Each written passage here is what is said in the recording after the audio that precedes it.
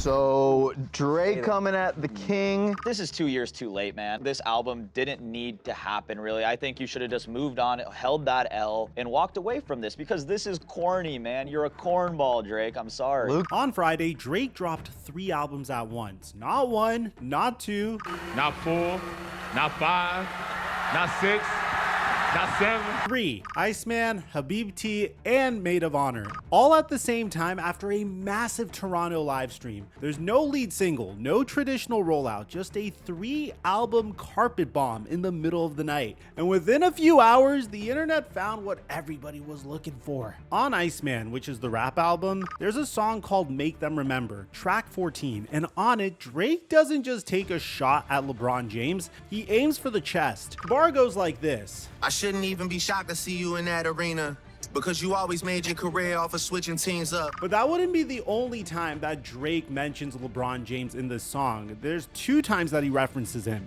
The one that I mentioned before, and this one right here. Please stop asking about what's going on with 23andMe. I'm a real nigga and he's not. It's in my DNA. Now, if you're hearing about this beef for the first time, and honestly, even if you've been following it, you might not fully understand why this is such a big deal. Because this isn't 2 celebrities who hung out a couple of times trading subliminals on social media. Drake and LeBron James were close for 17 years. Drake had a tattoo of this man's jersey on his arm. He donated $1 million to LeBron's foundation. He walked LeBron's son onto a concert stage weeks after the kid almost lost his life from a cardiac arrest. And now he's writing diss tracks about him on his songs. So today I'm going to take you through the full story, how Drake and LeBron went from a real deal family to whatever this is. I felt like I was especially very qualified to discuss this because I have been covering LeBron James for my entire career on my NBA channel, The Flight Mike, and I recently just started dipping my toe into pop culture content on FlightMikeTV. If you want to help us get to 100,000 subscribers on FlightMikeTV, we are like 14K subs away. The support has been insane on that channel, and I wanted to thank you guys from the bottom of my heart. It really warms my heart that you guys enjoy the way we do storytelling so much that you'd support me on yet another channel. And now, in order to understand how bad things are currently, you need to understand how good things were between LeBron and Drake. And trust me, it was really, really good, which is what makes all of this so ugly. So let's go back all the way to the beginning. February of 2009, there's a small venue in Toronto called 6 Degrees, and Drake, who at this point, most people just know him as being the kid in a wheelchair in Degrassi, well, he decided to throw a release party for his mixtape, So Far Gone. He's got buzz in Toronto, but he's not the Drake you know today. He's not headlining arenas, he's not breaking records. He's just a kid from the city who made a tape that people were talking about. And then LeBron James walks in. Now, you have to understand what this meant in 2009. LeBron is already one of the biggest athletes on earth. He'd become one of the most decorated stars in the NBA, but this was at the peak of LeBron James's popularity. He is the face of the NBA, and he flew to Toronto to show up at a mixtape release party for a guy most of America has never even heard of. Drake would later go on uninterrupted and talk about it with LeBron James. One of the most pivotal moments for me in my career was when you showed up to the So Far Gone party in Toronto. That prominent marriage between like sports and entertainment, right. It was really big for us. And then from there, I mean, not to be like overly sentimental, but you know, you've obviously just been, we're brothers and we're friends, but you're one of the biggest inspirations. He posted a since deleted Instagram caption years later on the 10-year anniversary, calling that night one of the most pivotal moments of his entire career. And that right there, that moment sets up the dynamic for everything that comes after. From day one, Drake looked up to LeBron James. LeBron was the established king, giving a stamp of approval to the kid that nobody else believed in yet. And Drake carried that with him. For 17 years, he carried that. Over the next few years, this friendship grew on every level. And I'm not talking about the fake industry stuff where 2 famous guys hug at award shows. This was real. They texted each other constantly, and this was back when everyone was still on BlackBerry. Drake would send LeBron motivational messages before big games. Before a 2011 playoff game against the Chicago Bulls, Drake texted LeBron, "Tonight is your night." And LeBron told Yahoo Sports at the time, "What we have is a real family. It's not just because we are successful at what we do. We really care about one another on a day-to-day basis. games. And you could see it. Drake was courtside at LeBron's games all the time. Cavs games, Heat games, eventually Lakers games. It didn't matter where LeBron played. Drake was in the building. They were always dapping up between plays, laughing, having conversations on the sidelines like two dudes who actually talk on the phone. These weren't publicist arranged hangouts. It was a real friendship. In 2013, when LeBron took home his second ring with the Miami Heat, which shout out to Ray Allen for that legacy-altering 3, Drake tried to get into the locker room to celebrate and got denied by security. That clip went viral everywhere. Drake getting turned down. Drake.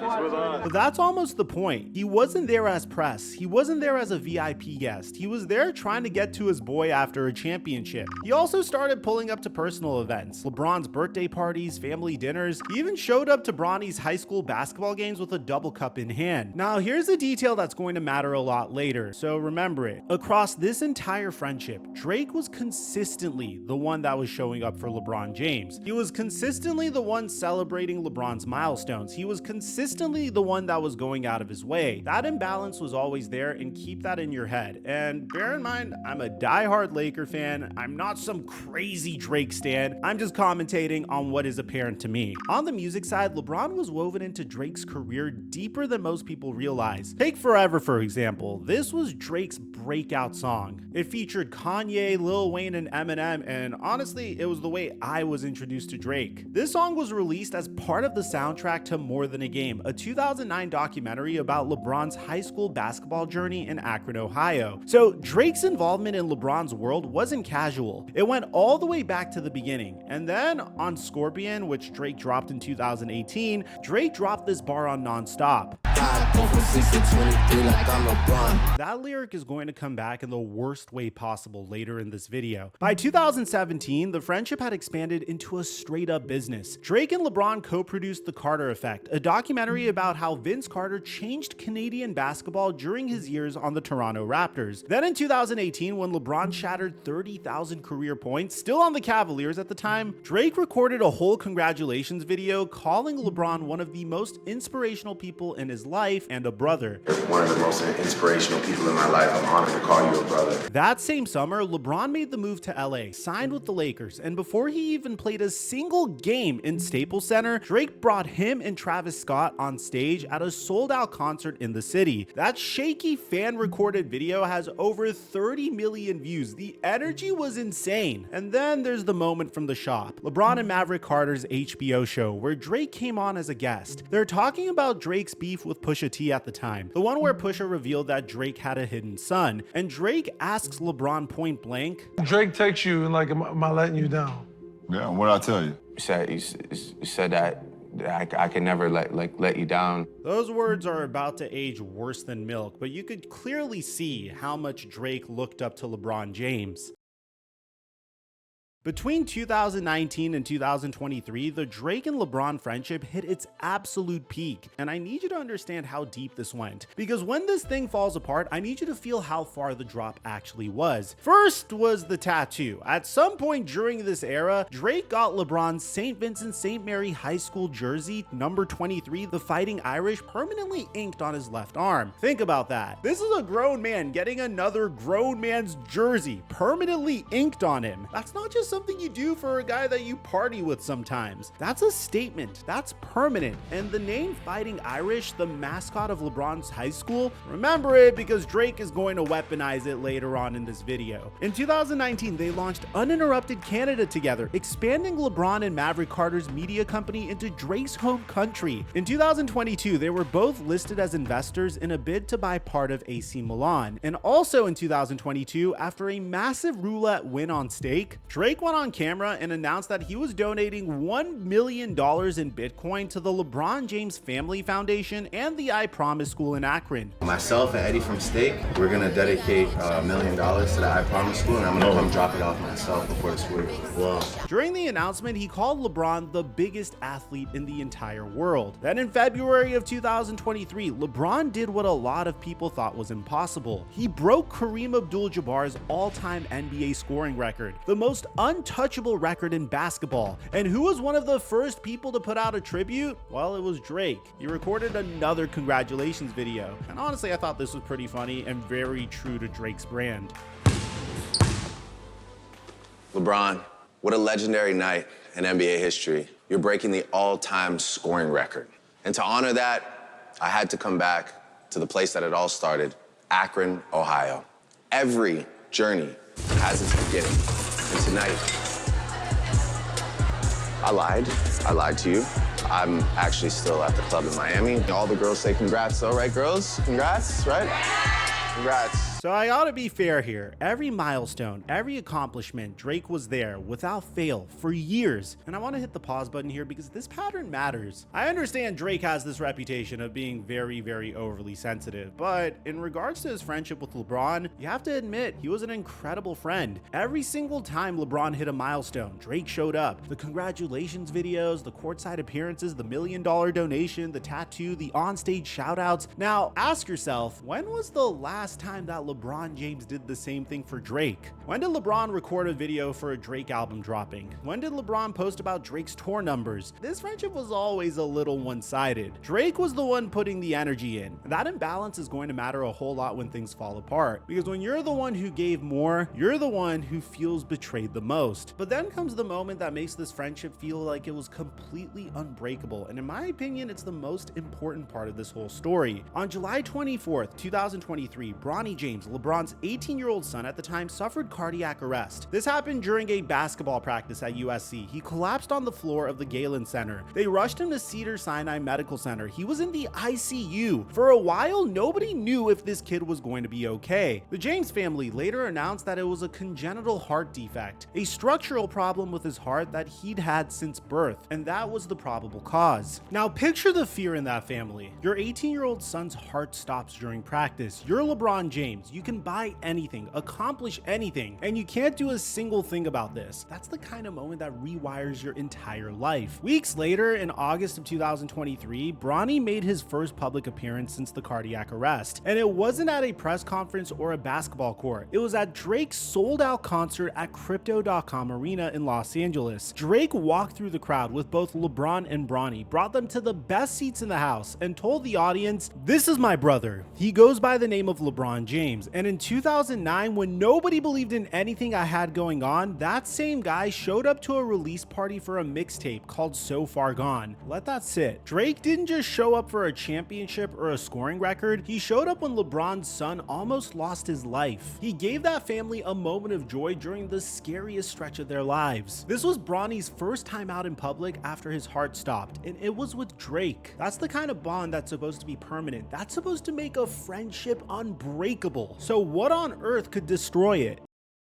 Alright, so to understand what happens next, you need to understand the Drake versus Kendrick Lamar situation, because that beef is the bomb that blew up everything between Drake and LeBron James. I'm going to keep this part tight because it could be its own video, but in March of 2024, Drake appeared on Future and Metro Boomin's track Like That and reignited a long simmering rivalry with Drake. Over the next 2 months, Drake and Kendrick Lamar exchanged increasingly vicious diss tracks. Push-Ups, Euphoria, Family Matters, Meet the Grams, Not Like Us. The accusations got deeply personal. Children were mentioned, families were dragged in, and by the time Not Like Us dropped and spent weeks at #1, the general consensus was that Kendrick won. Now here's the detail that ties directly to LeBron. On Kendrick's Meet the Grams, which was a 6-minute open letter addressed directly to Drake's family members, Kendrick included a bar that said, "Hey LeBron, keep the family away." He was essentially telling LeBron James to distance himself from Drake and his alleged behavior. So whether LeBron wanted to be a part of this or not, Kendrick Lamar dragged him straight into it. And at first, LeBron sent mixed signals. In April of 2024, he was caught on camera rapping Like That during warm-ups before a game against the Nets. But at that point, the beef hadn't fully exploded yet. And honestly, a lot of people rapped Like That. It was the biggest song in the country. LeBron even tweeted support for Drake a few days later with an owl emoji, a nod to Drake's OVO brand. So at first, it looked like LeBron was just a music fan who liked both guys. But then came June 19, 2024, and everything changed. Kendrick held a concert called The Pop Out, Ken and Friends, at the Kia Forum in Inglewood. 16,000 people streamed live on Amazon Prime and Twitch. It was technically a Juneteenth celebration, but everyone watching it knew exactly what it was, a West Coast victory lap. Over 25 artists performed. Dr. Dre showed up, and Kendrick performed Not Like Us, the song that basically destroyed Drake, and he performed performed it 5 consecutive times in a row. And sitting front row was LeBron James. He brought Savannah. He was singing the bars about OVO. He was having the time of his life. James Harden was in the building. And the craziest part is Russell Westbrook and DeMar DeRozan, who is another former close friend of Drake's from back when he was in Toronto. Both of these individuals weren't just in the crowd. They were on stage dancing to Not Like Us while 16,000 people watched. Now let me explain why this isn't just LeBron going to a concert. Not Like Us is not a normal diss track. It doesn't just call Drake a bad rapper or say that he uses ghostwriters. That song accuses Drake of being a PDF file, a certified one. It assesses him of being a danger to children. So put yourself in Drake's shoes for a second. Less than 12 months ago, you walked this man's son onto a stage after that kid's heart stopped. You held that family up during the worst stretch of their lives. And now that same man is front row with his wife singing along to a song that calls you a PDF file. Not just listening to it, but passionately rapping every bar while cameras roll and the entire world watches. And here's the part that makes this even worse. I know it might sound like a small detail, but it really isn't. LeBron James is historically terrible at remembering song lyrics. There's compilations of him butchering words, forgetting lines, mumbling through hooks. This has become a whole meme. Look.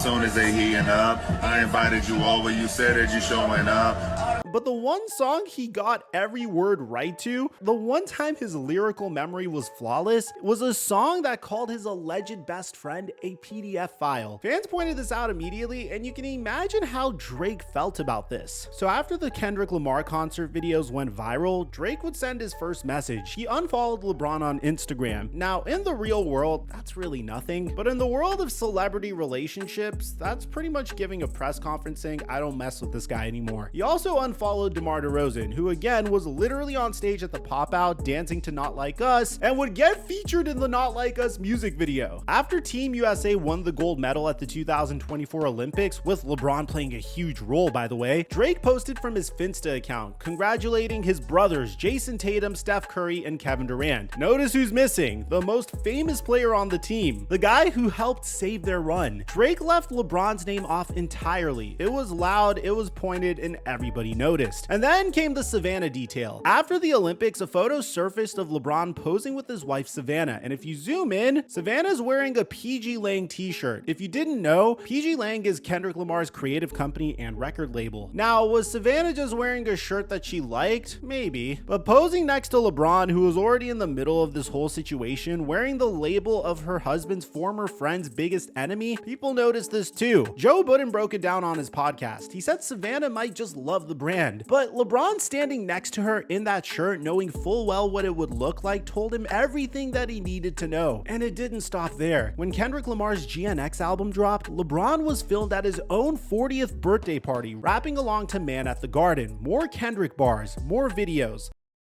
LeBron even posted on his story about Kendrick's upcoming Super Bowl halftime show. Meanwhile, Kevin Durant and Steph Curry had been publicly standing by Drake the entire time. Steph even said in an interview that during the Olympics, he was tired of hearing Not Like Us played everywhere and made it known. That's a guy who stood by his friend. LeBron chose differently. There's also the Bronny angle that made this even messier. When Aiden Ross reacted to LeBron rapping Not Like Us and called LeBron a piece of shit for singing along to a song about his friend, Bronny unfollowed Aiden on everything. This is significant because Aiden Ross came up by playing NBA 2K with Bronny on his live streams. I mean, there's even a viral clip of Aiden talking to LeBron James on one of these streams. What's good, bro? It's LeBron. He said, is this LeBron? Gigantic fan. I love you. Nah, it's all respect, man. I appreciate it, man. And look. Appreciate it. Showing love and respect to me and my son. Nice meeting you, man. Hey, nice meeting you. Keep it going, all right? Yeah, all right, bro. What the fuck? What the fuck?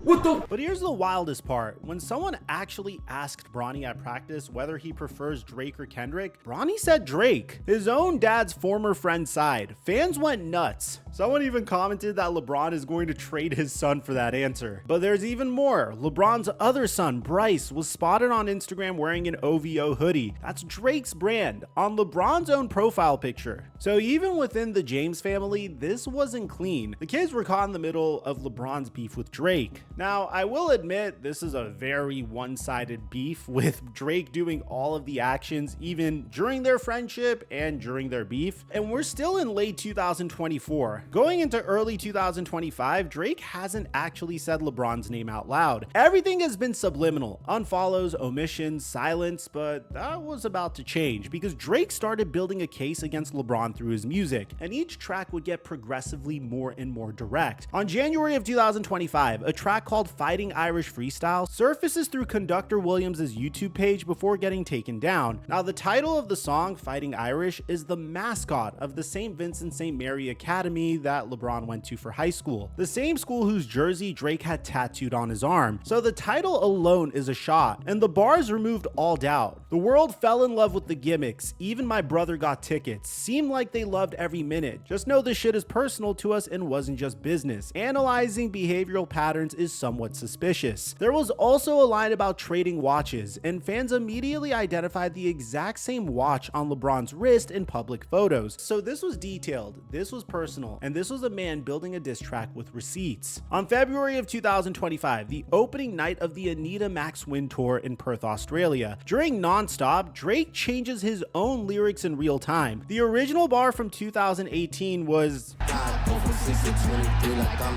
What he actually dropped in the concert was this.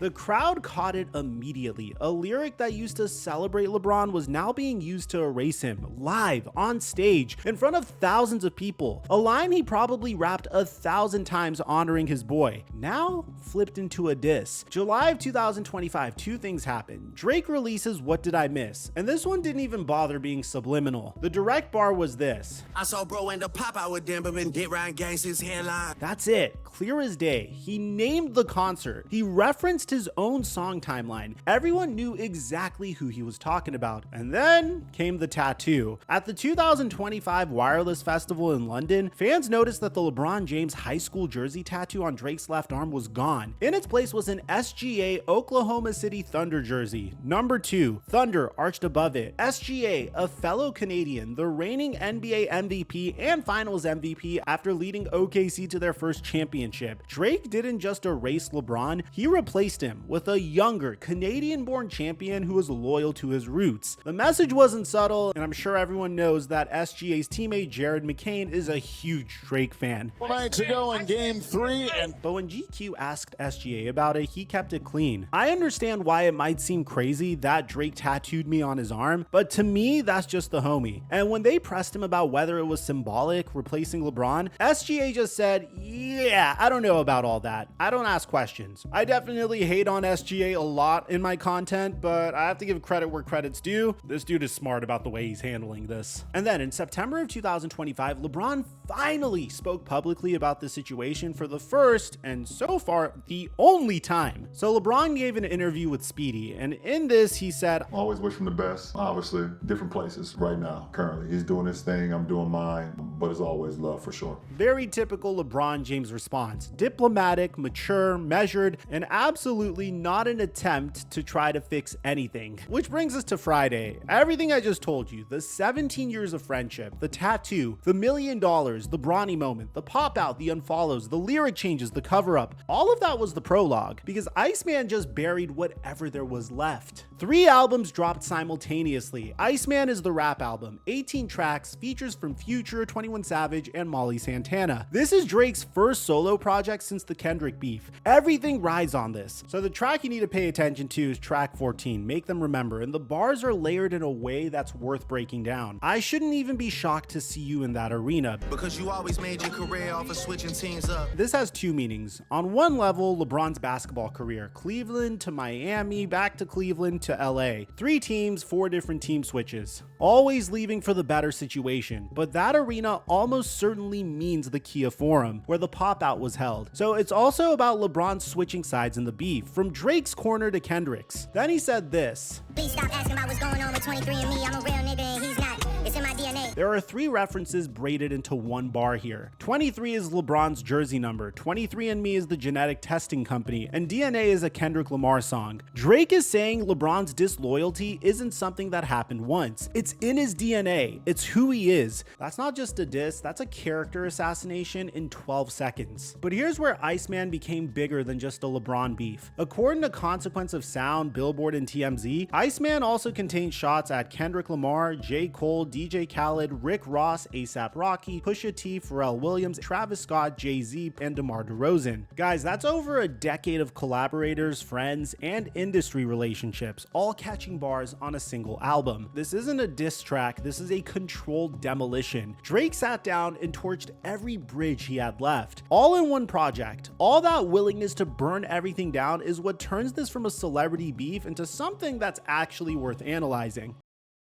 So here's where I want to take a step back, because if this was just a Drake and LeBron James aren't friends anymore story, that is still a sad story, but there's something way deeper going on here, and it's a pattern. And Iceman makes that pattern impossible to ignore. Think about everyone Drake has cut off over the course of his career. The Weeknd used to be his guy, and they haven't spoken publicly in years. The Pusha T situation killed his relationship with Kanye West. J. Cole tried to stay neutral during the Kendrick beef. He still caught bars on Iceman. Rick Ross, DJ Khaled, Travis Scott, DeMar DeRozan, and now LeBron James, the closest non-music friendship Drake probably ever had. In every single case, the trigger is the same. Drake feels like someone wasn't loyal enough, and he retaliates publicly. But what's interesting is that the bar for what's counted as disloyal keeps getting lower and lower each time. Pusha T revealed Drake's hidden son. That's real betrayal. You can understand why that relationship is dead, but LeBron James attended a concert for a Los Angeles-based rapper who was getting a ton of attention because of the beef that he had with Drake.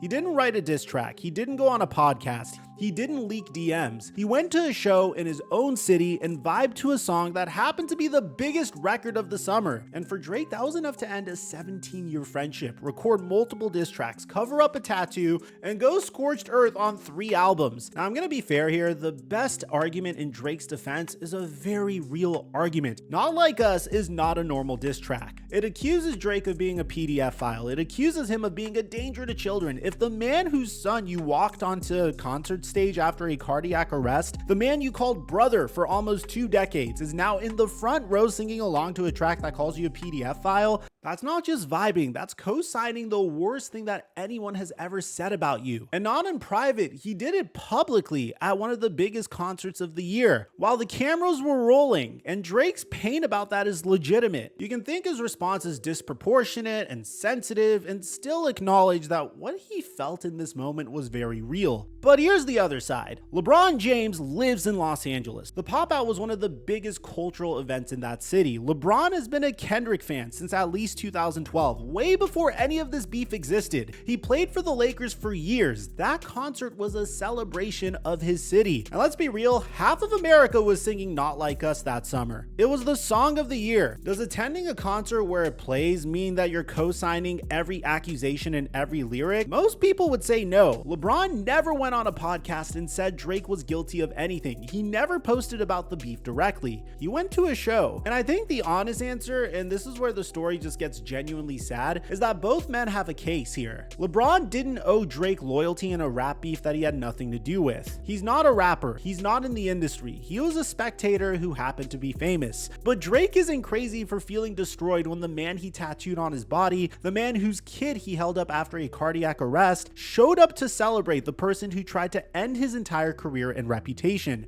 Both things can be true at the same time. And that's exactly why this friendship is dead. If one person were clearly wrong, there'd be a path back. There'd be an apology, a conversation, a way to fix it. But when both people genuinely believe they're the one who got betrayed, the relationship just dies. Nobody bends, nobody reaches out, and eventually you end up to where we are right now. Diss tracks on multiple albums and a covered up tattoo. The deeper point that Iceman forces you to see is this. Drake's version of loyalty requires total allegiance. You choose him over everything everything, over the music you like, over the city you live in, over a cultural moment. Kind of like what Aiden Ross did. He burned his bridge with LeBron and Bronny just so he could side with Drake. And most people don't define friendship in that way. Most people think you can go to a concert without it being a political statement. When you set the loyalty bar that impossibly high, eventually everybody fails. And that's not a LeBron problem, that's a Drake problem. And 3 albums worth of burned bridges, all dropped on a single night, might be the clearest proof we've ever seen.